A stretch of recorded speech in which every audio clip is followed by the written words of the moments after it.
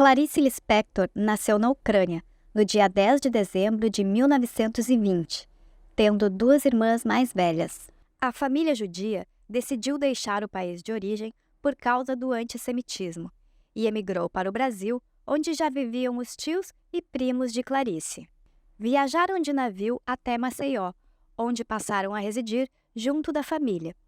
Porém, em 1929, se mudaram para Recife.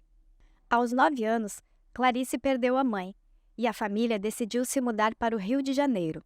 Foi no Rio de Janeiro que Clarice se formou em Direito e casou-se com um diplomata. Por isso viveu fora do país até se divorciar. Do casamento, nasceram 2 meninos, Pedro e Paulo. Clarice escreveu ao longo de toda a sua vida. Publicou romances, crônicas, contos, poemas e uma série de colunas em jornais da época. Foi reconhecida pelo público e pela crítica e recebeu diversos prêmios ao longo da carreira. Veja os 10 melhores livros da escritora, se inscreva no canal e curta os vídeos. Entre os romances estão Perto do Coração Selvagem, publicado em 1943, quando Clarice tinha 23 anos. Tem uma linguagem próxima à vanguarda literária modernista. É uma obra realista, de cunho social num tom intimista. Traz as reflexões da personagem Joana, passando da infância para a maturidade através de suas memórias. Nessa sua primeira obra, Clarice já mostra seu estilo filosófico e original, com profundidade e sensibilidade. Uma Aprendizagem ou O Livro dos Prazeres, lançado em 1969. Recebeu o prêmio Golfinho de Ouro pelo MIS. Conta a história da relação amorosa entre uma professora primária e um professor de filosofia. A narrativa acompanha os pensamentos e anseios da protagonista Lori e sua busca pelo prazer amoroso. Foi feito um filme baseado na obra, dirigido por Marcela Lorde. A Hora da Estrela foi publicado em 1977. Narra a história de Macabea, uma jovem alagoana de 19 anos que se muda para o Rio de Janeiro. Mostra o desamparo da personagem órfã e ingênua e sua falta de conhecimento sobre a própria situação. A moça vai numa cartomante que lhe dá esperanças. Quem conta a história é um narrador, como se fosse um escritor fictício, chamado Rodrigo S.M. Em 1985, a história virou um filme dirigido por Suzana Amaral. Veja o que Clarice fala sobre sua obra. História de uma moça tão pobre que só comia cachorro quente.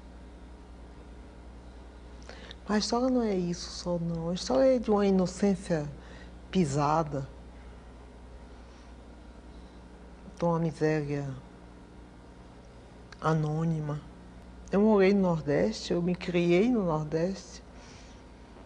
E depois, no Rio de Janeiro, tem uma feira dos nordestinos, no Campo São Cristóvão, e uma vez eu fui lá. E peguei o ar meio perdido do nordestino no Rio de Janeiro. Daí começou a nascer a ideia de Depois eu fui a uma cartomante e imaginei várias coisas boas que iam acontecer e imaginei, quando tomei o táxi de volta, que seria muito engraçado se um táxi me pegasse, me atropelasse e eu morresse depois de ter ouvido todas essas coisas boas. Então daí foi nascendo também a trama da história. A Maçã no Escuro, publicado em 1961. Foi vencedor o prêmio Carmen Dolores Barbosa.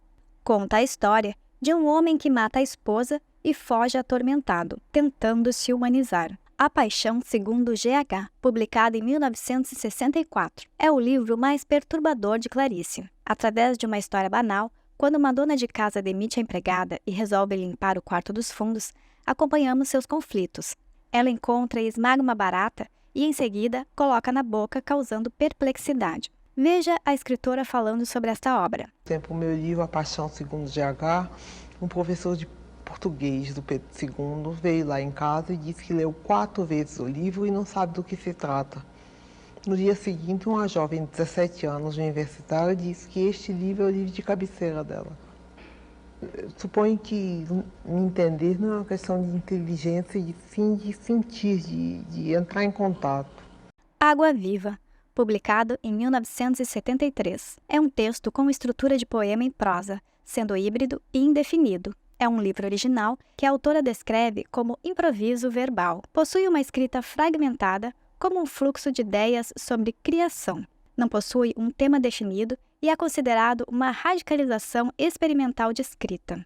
Dentre os contos estão os livros Laços de Família, publicado em 1960, é uma coletânea de 13 contos, que trazem personagens de classe média refletindo sobre a banalidade de suas vidas no cotidiano carioca.